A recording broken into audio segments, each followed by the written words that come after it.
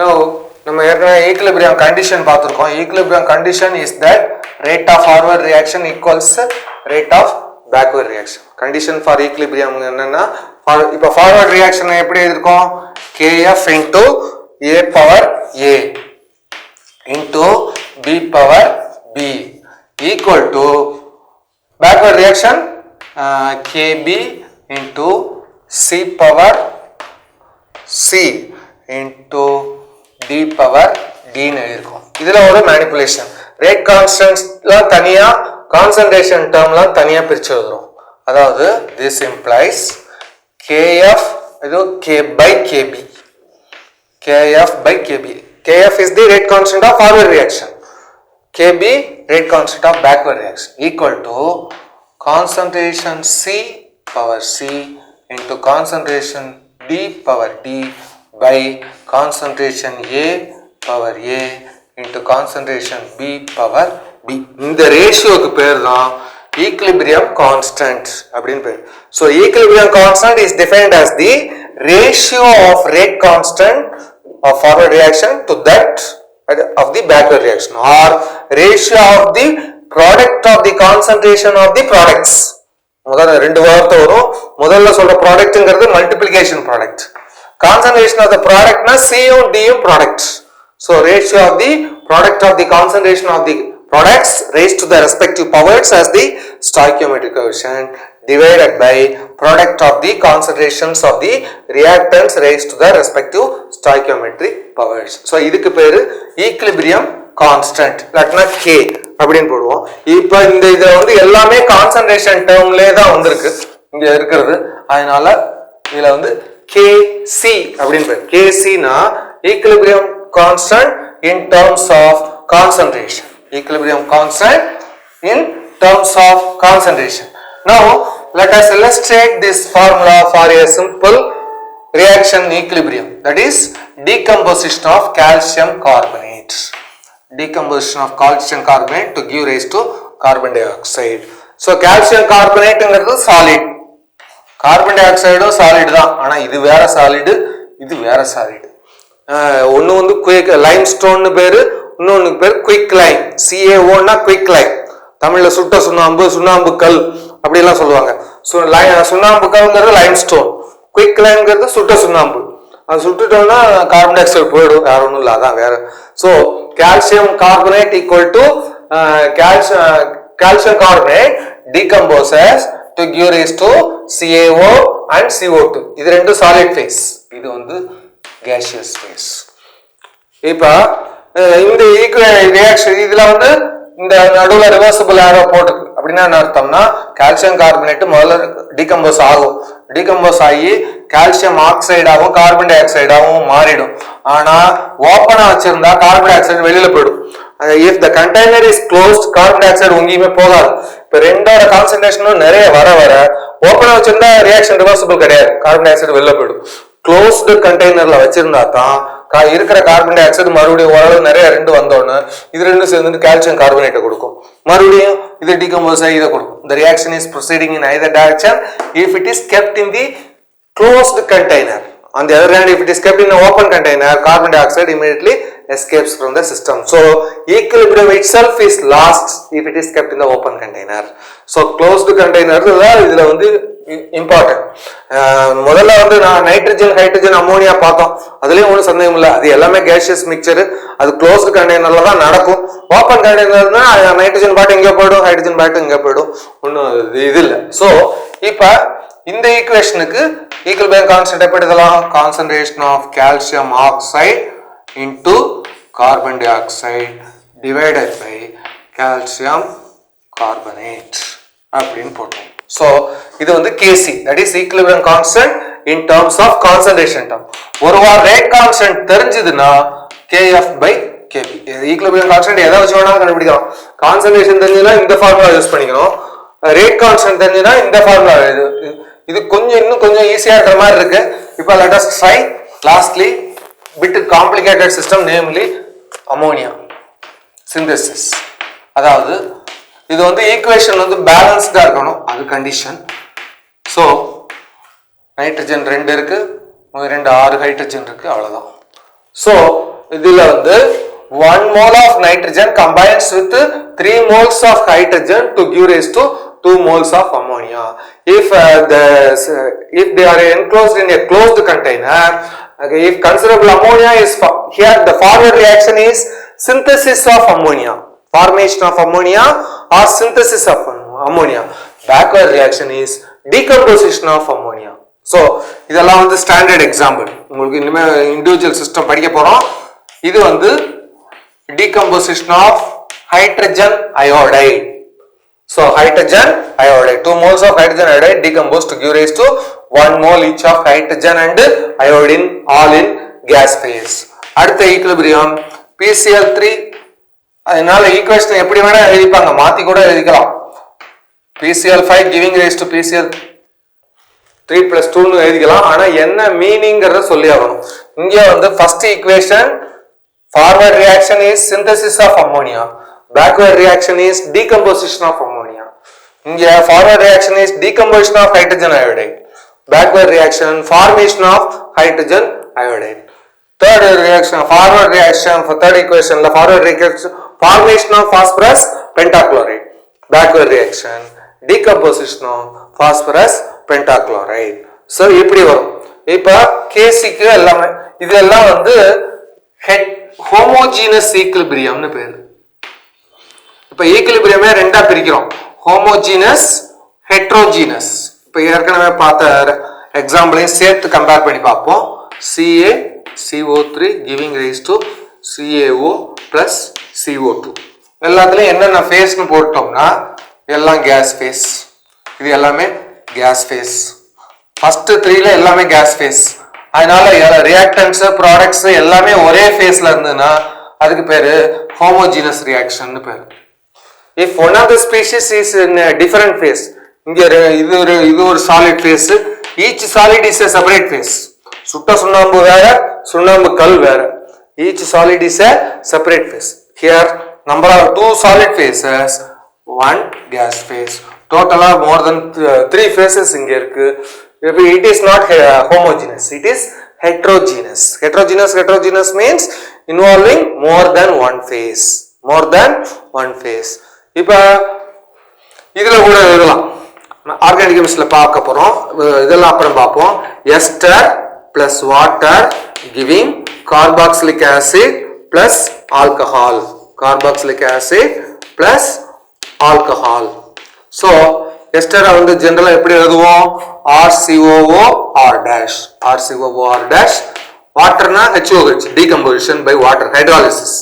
It forms RCOOH plus R dash OH. இங்க R dashனா alkyl group, CH3 C2H5 எது வேணா இருக்கலாம். இப்ப இது நாலுமே liquid phase. Ester liquid phase, water liquid phase, carboxylic acid liquid phase and alcohol liquid phase. They are miscible with one another, ஒரே phase தான் கிடைக்கும். இதுவும் homogeneous equilibrium. So first 3, last, these are examples of homogeneous equilibrium. Calcium carbonate decomposition is an example of heterogeneous equilibrium. Now let us write the terms, that is equilibrium constant for the synthesis of ammonia. இதுல equilibrium constant Kc equal to rate constant தெரிஞ்சதுன்னா K forward by K backward reaction, rate constant of forward reaction. இல்லைன்னா concentration terms வேணும்னா we have to write இங்க concentration raised to the power 2, ammonia concentration raised to the power 2 divided by nitrogen concentration into hydrogen concentration raised to the power 3 cube. So this is the expression for the rate constant, equilibrium constant for the formation of ammonia. Equilibrium constant for the synthesis of ammonia விட ஈக்குவேஷனை மாத்தி எழுதணும், இது மேல வந்துரும். இதே follow, இதே இதுல ஞாபகம் வச்சு இது let us see. அத பார்ட் ஏல சில சமயம் கேட்பாங்க. This is formation or synthesis of ammonia, synthesis of ammonia. அடுத்து decomposition of ammonia அப்படின்னு கேட்டா ரியாக்ஷனை மாத்தி எழுதும். 2NH3 giving rise to N2 plus 3H2 all in gas phase, all in gas phase. அப்ப இதுக்கு வந்து rate constant அதுக்கு ஏற்கனவே கேசின்னு கொடுத்துட்டோம், இதை கேசி டேஷ்னு கொடுப்போம். அது ரெண்டும் வேறங்கிறதுக்கு புரியுது. கேசி டேஷ் ரேட் கான்ஸ்டன்ட். இப்போ இதுக்கு ப்ராடக்ட் எழுதணும்னா N2 into hydrogen concentration cube divided by ammonia concentration square. இப்போ அதுவும் ஆப்போசிட்டா இருக்கு. இப்போ இதுல இருந்து என்ன தெரியுதுன்னா Kc dash equal to 1 by Kc.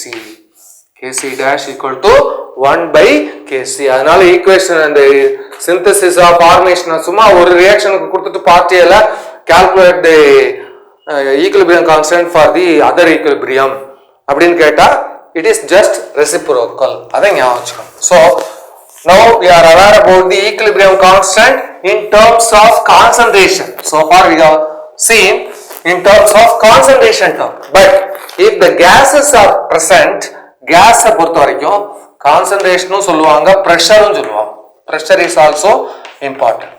அதுக்கு we have to recall this equation. அதாவது pressure of a component, ith component, pressure of a particular ith component in mixture is given by P. அல்ல முதல்ல ith component அப்புறம் பார்ப்போம். pressure formula பார்ப்போம். pressure equal to concentration times RT.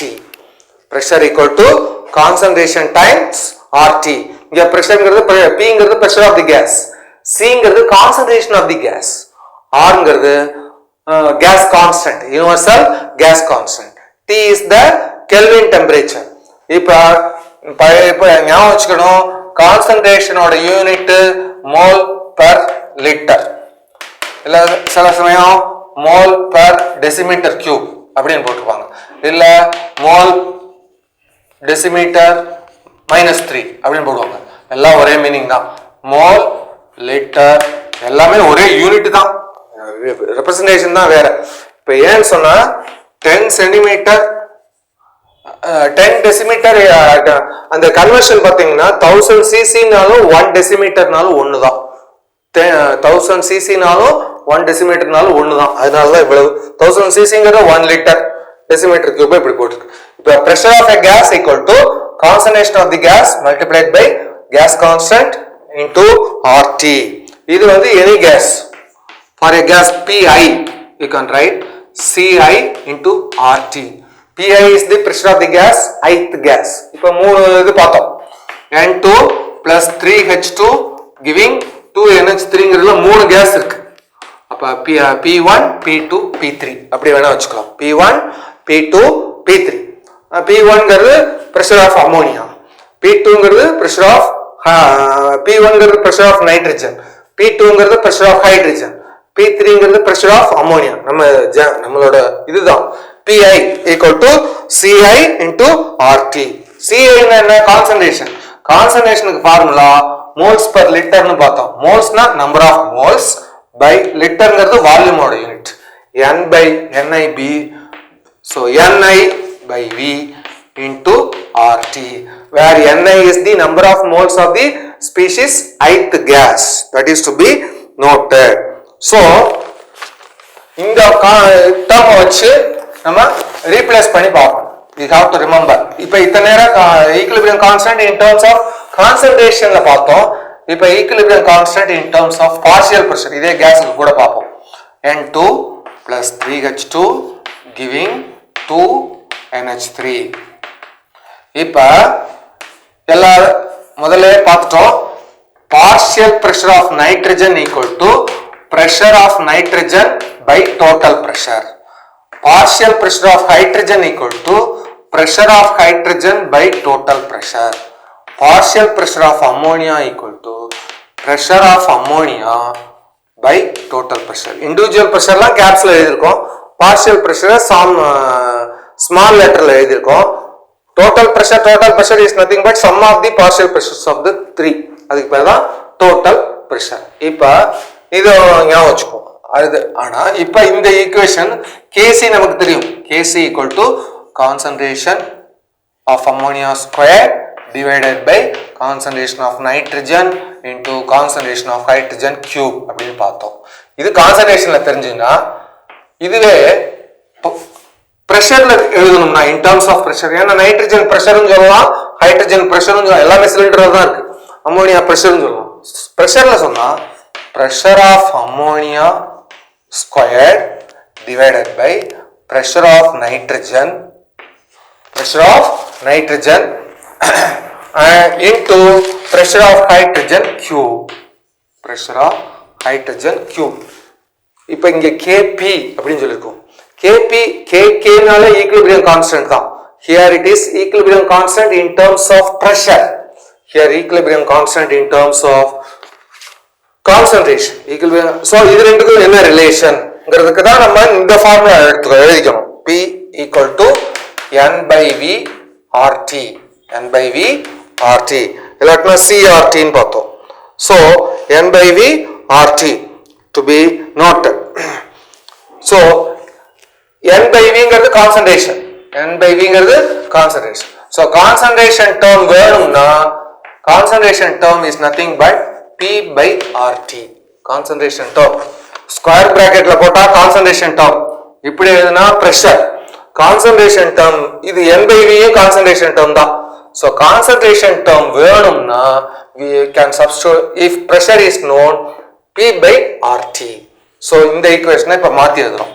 அதாவது P of ammonia by RT அப்படி எழுதணும் இந்த இதுல. So இந்த இதை ஞாபகம் வச்சுக்கணும். Concentration equal to pressure by RT. Concentration equal to pressure by RT. RT ங்கிறது gas constant. R ங்கிறது gas constant, T ங்கிறது Kelvin temperature into square. அது அப்படியே எழுதிக்க வேண்டியதான். by அடுத்தது pressure of nitrogen by RT. R வந்து மாறாது. into pressure of hydrogen by RT whole cube. என்ன எழுதலாம்? RT whole cube அப்படின்னு எழுதலாம். This can be written in this form. Now our aim is to correlate Kp and Kc. Now we will see the relation between Kp and Kc. Kp ங்கிறது equilibrium constant in terms of partial pressure. இது வந்து ஒரு simplest system எடுத்து பார்ப்போம். A plus B giving rise to Cc plus D. இதுக்கு வந்து Kc என்ன எழுதுவோம்? Kc equal to C power C into D power D divided by A power A into B power B ன்னு எழுதலாம்.